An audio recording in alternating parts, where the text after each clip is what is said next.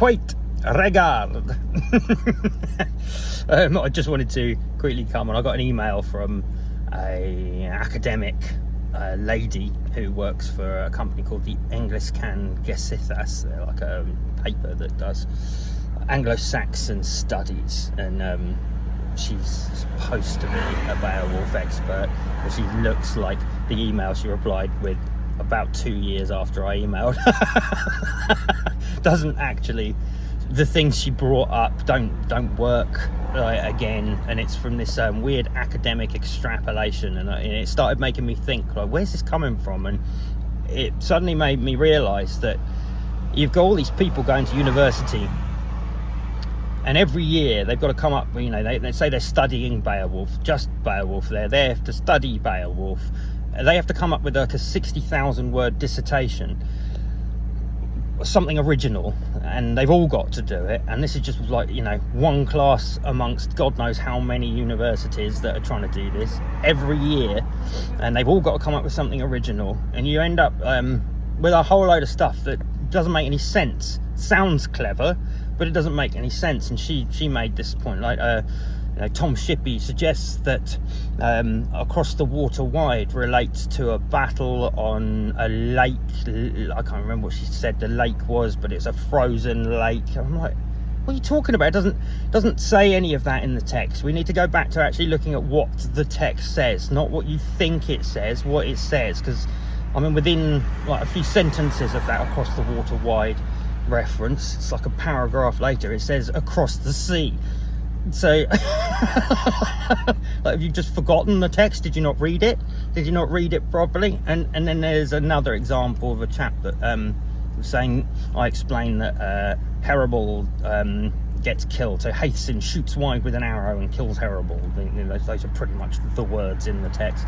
And he's like, I thought that referred to Loki, the old sort of Norse tale of Loki trying to kill Baldur. I'm like, they're totally different stories, completely different stories. It might have made for an interesting dissertation that doesn't make any sense, because they are totally different stories. In the Beowulf story, Haethcyn shoots wide and accidentally kills his brother Herebold, and that kills their father Hygelac from grief. So that's that story. The Loki story, which I happen to know, thankfully, is it's Loki tries to find the only way to kill Baldur is to get a mistletoe thorn, and that's the only thing that will penetrate him, because he's invincible otherwise. And he learns that and gets this little mistletoe thing and wants to destroy this beautiful man, because Baldur is supposed to be like this you know, god of beauty, kind of the most beautiful, wonderful, perfect man, and Loki doesn't like that, so he wants to kill him with a thorn, and so he does, but he does it on purpose. It's not an accident. They're totally different stories. So again, it might have made for an interesting dissertation, but it has no relevance. It has no relation to the Beowulf story. It seems like academia need to go back and actually read the story. And I keep thinking, like, if just one of them, any one of them, had tried to fit the story, actually understood the story and the characters, and had tried to fit it into Anglo-Saxon England, they might have noticed that Beowulf was alive in the 800s, that he was followed, when he died, he was followed a year later by Wiglaf, and Beowulf dies and Wiglaf takes the throne, and that Ectheo, Beowulf's, it would be his stepfather in reality, Beowulf's father in the text, is Ecbert, you know, like, and then the Aethelbald, Aethelred become Herebold and Herdred, who are also given different prefixes earlier in the text. They're Eldermen in that bit, but they're still red and bald, and you know, you can fit all these other 15 characters, including Offa, who was only in England.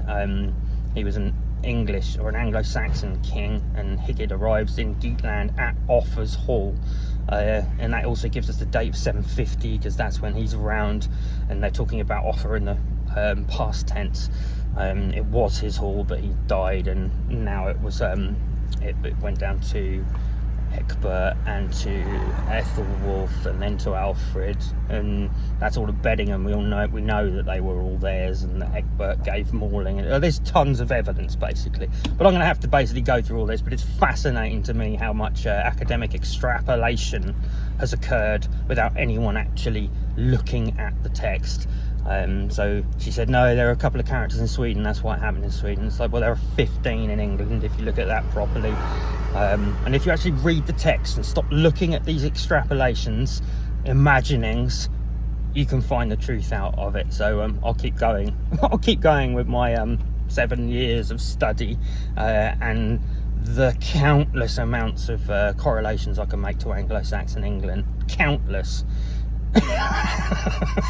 Anyway, yeah, just thought I'd bring that up. It's quite important that academia is kind of ruining study in many ways, because people have stopped looking at the reality of these things, what they actually say.